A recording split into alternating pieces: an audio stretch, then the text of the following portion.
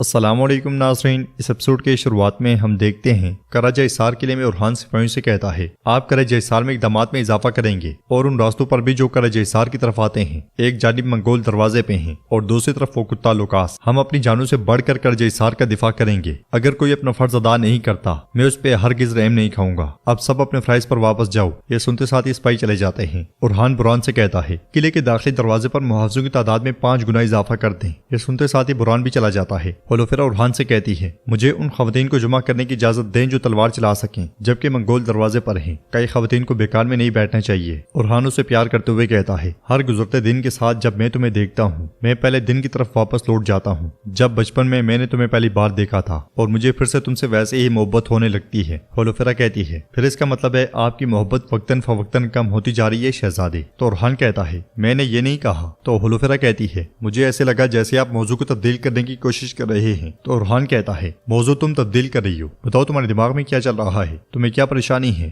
ہولوفیرا کہتی ہے میں آپ کے فرائض میں آپ کی خاطر خواہ مدد نہیں کر پا رہی، یہی میری پریشانی ہے۔ تو اورحان کہتا ہے تم نے اچھا سوچا، خواتین کو تیار کرو، ہم منگول کتوں کو جیتنے نہیں دیں گے۔ کارواں رائے میں صوفیہ لوکاس سے کہتی ہے میری چھوٹی چڑیا نے مجھے اچھی خبر دی ہے، وہ ان کا اعتماد جیت رہی ہے۔ تو لوکاس کہتا ہے پھر ہم اپنے مقصد کے ایک اور قدم قریب ہو گئے ہیں، میں بھی اچھی خبر دیتا ہوں، اولوگان عثمان کی حدود میں داخل ہو گیا ہے۔ صوفیہ کہتی ہے بہترین، عثمان اس جہنم سے کبھی نہیں نکل سکے گا، وہ جب اس سے نمٹ رہا ہوگا تو کمزوری دکھائے گا۔ لوکاس کہتا ہے اور ہم اس کمزوری کو اپنے ہتھیار میں بدل دیں گے، ہم بورسا واپس نہیں جائیں گے، ہم یہی رہیں گے عثمان کے قریب۔ کائی قبیلے میں عثمان صاحب لوگان سے کہتے ہیں اس نے میرے دیوان میں حد پار کی، کیونکہ وہ الچی تھا میں نے اسے ایک بار معاف کر دیا، لیکن ظلم کبھی برداشت نہیں کیا جائے گا۔ لوگان تلوار عثمان صاحب کے گلے پہ رکھتے ہوئے کہتا ہے بہت زیادہ بہادری بھی آدمی کو اسیر کر دیتی ہے۔ پھر آگے بڑھتے ہوئے جیرکتائی کو دھکا دیتا ہے اور مزید کہتا ہے ایسا لگتا ہے کہ تویگر کی موت اسی وجہ سے واقع ہوئی۔ عثمان صاحب کہتے ہیں تمہارے یہاں آنے کی جو وجہ تھی اس کا تمہیں جواب مل گیا ہے، مہمان کے طور پر تمہارے قیام کا مقصد کیا ہے؟ تو لوگان کہتا ہے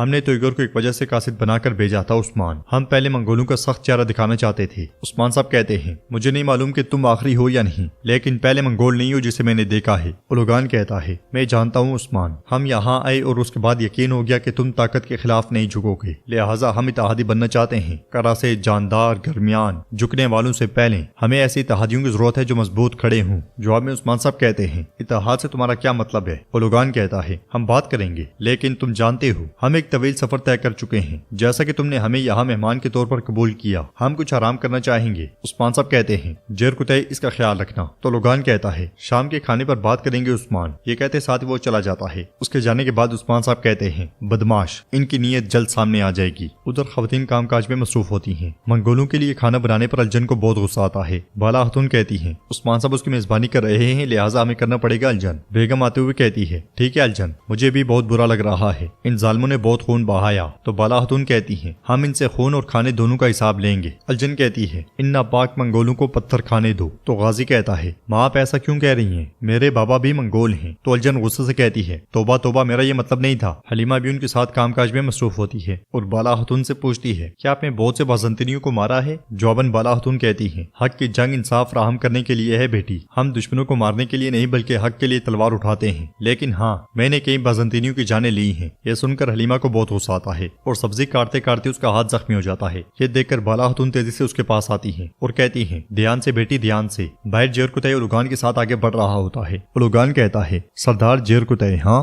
تم عثمان کے صرف پیروکار نہیں بلکہ ایک سردار ہو جس کی دیوان میں کوئی آواز ہے۔ واہ! تو جیرکتائی کہتا ہے میں پیروکار اور سردار دونوں ہوں اور 1000 سپاہی اس مقصد کی خاطر جانے قربان کرنے کو تیار ہیں۔ اولوگان کہتا ہے کسی زمانے کی بات ہے تم بالگائی کے سپاہی تھے جو ایک طاقتور منگول کمانڈر تھا۔ تو جیرکتائی کہتا ہے کتے کے ساتھ چلنے والا کتا اور بیڑیے کے ساتھ چلنے والا بیڑیا، الحمدللہ مجھے صحیح راستہ مل گیا، میں اپنا ماضی بھول گیا ہوں۔ یہ سن کر اولوگان کو بہت غصہ آتا ہے اور وہ رکتے ہوئے کہتا ہے کتا ریوڑ میں ایک بیڑیا لاتا ہے، تم منگولوں کے کتے بنو گے، لیکن تمہارا بھائی التوگا ایسا نہیں ہے، اس کی اپنے خون اور خان سے صداقت بلند ترین پہاڑوں سے بھی زیادہ بلند ہے۔ جیرکتائی پریشان ہوتے ہوئے کہتا ہے التوگا۔ پھر پوچھتا ہے مان لیتے ہیں کہ التوگا تمہارے ماتحت ہے، تو کیا اب وہ تمہارے ساتھ سردوں پر ہے؟ اولوگان کہتا ہے ہاں وہ آیا ہے اور وہ صرف تمہارے لیے آیا ہے، تم جلد ہی اس سے ملو گے۔ یہ سن کر جیرکتائی آگے بڑھتے ہوئے سپاہی سے کہتا ہے انہیں ساتھ لے جاؤ۔ جیرکتائی چلا جاتا ہے اور البائی گھوڑا لے کر وہاں پہنچتا ہے۔ گھوڑے کے پاس آ کر اولوگان البائی سے کہتا ہے فوری طور پہ کارروائی کرو البائی۔ یہ کہتے ساتھ ہی وہ آگے بڑھ جاتا ہے۔ آگ کے سار قلعے میں علاؤالدین سپاہیوں سے کہتا ہے بازنطینی خاموش ہیں لیکن ہم چوکس رہیں گے، پہرے داروں کی تعداد میں اضافہ کرو۔ یہ سنتے ساتھ ہی سپاہی چلے جاتے آتے ہیں اور کیوماس اجازت لے کر وہاں داخل ہوتا ہے۔ علاؤدین اس سے کہتا ہے عثمان صاحب نے تمہاری وفاداری کو قبول کر لیا ہے۔ تو کیوماس خوش ہوتے ہوئے کہتا ہے اللہ کا شکر ہے، اللہ عثمان صاحب کو لمبی عمر عطا فرمائی۔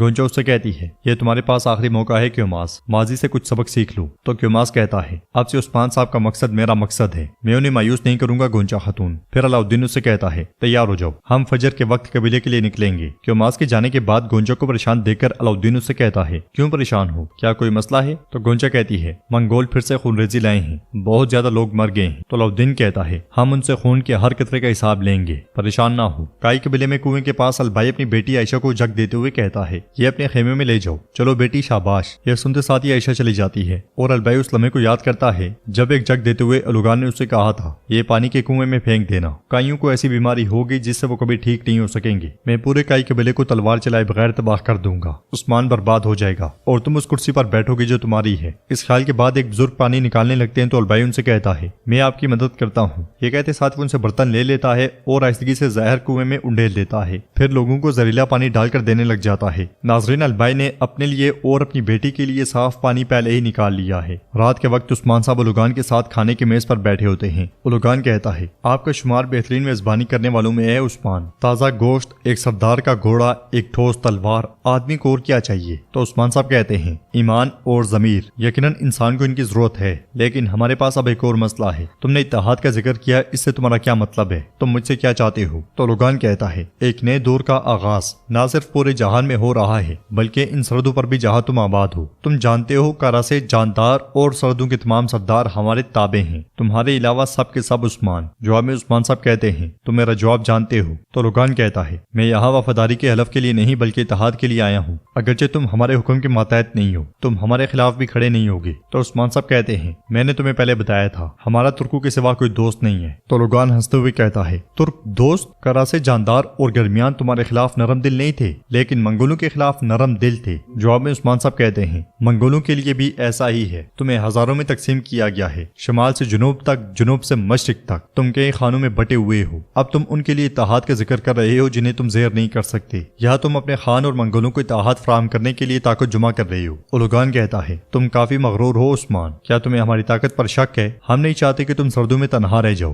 اس کے علاوہ تمہیں الجیتو خان کو کم نہیں سمجھنا چاہیے، اس کی طاقت دنیا کو ہلا سکتی ہے، اگر وہ سردوں پر پہنچ جاتا ہے تو جس بھی زمین کو چاہے گا لے لے گا۔ تو ناظرین اس کے ساتھ یہ ایپیسوڈ بھی اختتام پذیر ہوتی ہے۔ اگر آپ کو ویڈیو پسند آئے تو ویڈیو کو لائک کر دیں، چینل کو سبسکرائب نہیں کیا ہوا تو سبسکرائب کرنے کے ساتھ ساتھ گھنٹی والے آئیکن کو دبانا مت بھولیں۔ انشاءاللہ ملتے ہیں نیکسٹ ویڈیو میں۔